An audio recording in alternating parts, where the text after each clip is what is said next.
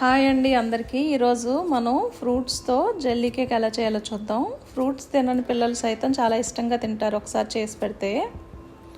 నేను ఒక గుప్పెడు గ్రేప్స్, అలాగే ఇంట్లో పండిన మామిడికాయ అండి, అది కూడా కొంచెం వేసుకున్నాను నేను, పచ్చి మామిడికాయ పండిందని.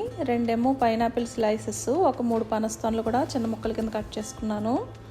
ఒక కివి కూడా పైన పీల్ తీసుకుని చిన్న ముక్కల కింద కట్ చేసుకున్నానండి. అలాగే ఒక డ్రాగన్ ఫ్రూట్ కూడా సగం తీసుకున్నాను నేను. అలాగే ఒక బనానా కూడా స్లైసెస్ కింద కట్ చేసుకున్నాను. డ్రాగన్ ఫ్రూట్ పింక్ కలర్ అయితే ఇంకా బాగా కనిపిస్తుందండి మనకి కేక్లో ఎర్రగా.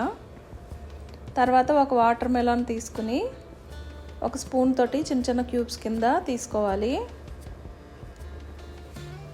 ఇలా తీసుకుని మిగిలిన పల్పు ఉంటుంది కదండి, అదంతా మనం ఇలాగా క్లీన్ చేసేసుకుని ఖాళీ చేసుకుని పెట్టుకోవాలి.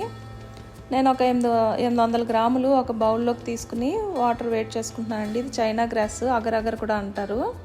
ఇది వచ్చి ఈ విధంగా ఉంటుంది. ఇది కొంచెం వాటర్లో మనం బాగా క్లీన్ చేసేసుకుని, వాటర్ లేకుండా వాటర్ పిండేసుకుని ఇప్పుడు మరుగుతున్న నీటిలో వేసుకోవాలండి. ఇది పౌడర్ రూపంలో కూడా దొరుకుతుంది మనకి. నేను 3/4 కప్పు షుగర్ కూడా తీసుకున్నాను. కొంతసేపటికి బాగా మెల్ట్ అయిపోయి వాటర్లో మిక్స్ అయిపోతుందండి. చైనా గ్రాస్ లేదా అగర్ అగర్ అని కూడా అంటారు. తర్వాత అది కొంచెం గోరువెచ్చగా అయిన తర్వాత స్టవ్ ఆఫ్ చేసుకుని, గోరువెచ్చగా అయిన తర్వాత ఈ ఫ్రూట్ పీసెస్ కూడా వేసేసుకుని మిక్స్ చేసుకోవాలండి. బాగా వేడిగా ఉన్నప్పుడు కాకుండా గోరువెచ్చగా ఉన్నప్పుడు మిక్స్ చేసుకుంటే బాగుంటుంది. తర్వాత మనం ఖాళీ చేసుకున్న ఇది వాటర్ మెలాన్ ఉంది కదండి, దానిలో మనం ఈ ఫ్రూట్స్ వేసుకుని ఒక గరిటెతోటి ఫుల్గా నింపేసుకోవాలి. పైన క్యాప్లా కట్ చేసుకున్నాం కదండి, అది పెట్టుకుని ఫ్రిడ్జ్లో ఒక 2 గంటలు ఉంచుకుంటే గట్టిగా అవుతుంది. మిగిలింది నేను ఒక గాజు బౌల్కి కొంచెం నెయ్యి రాసుకుని మిగిలిన ఈ ఫ్రూట్స్ ముక్కలు అవి ఉన్నాయి కదండి, ఇది దాంట్లో వేసేసి మూత పెట్టేసి ఇది కూడా నేను ఫ్రిడ్జ్లో పెట్టేశాను. ఇది ఒక 2 గంటలకి ఇలాగా గట్టిగా ఫామ్ అవుతుందండి. మనం ఫ్రీజర్లో పెట్టాల్సిన పని లేదు, నార్మల్ ఫ్రిడ్జ్లో పెడితే సరిపోతుంది. ఇది మనం స్లైసెస్ కింద కట్ చేసుకుందామండి.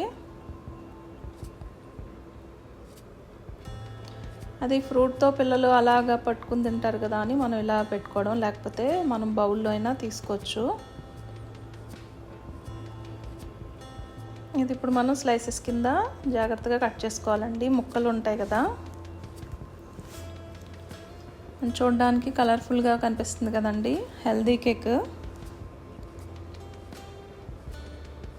ఈ బౌల్లో కూడా ఒకసారి నైఫ్తో కొంచెం చివర్లో అంచుల దగ్గర మనం కలుపుకుంటే వచ్చేస్తుంది. ఆల్రెడీ గీ రాసాం కదండి.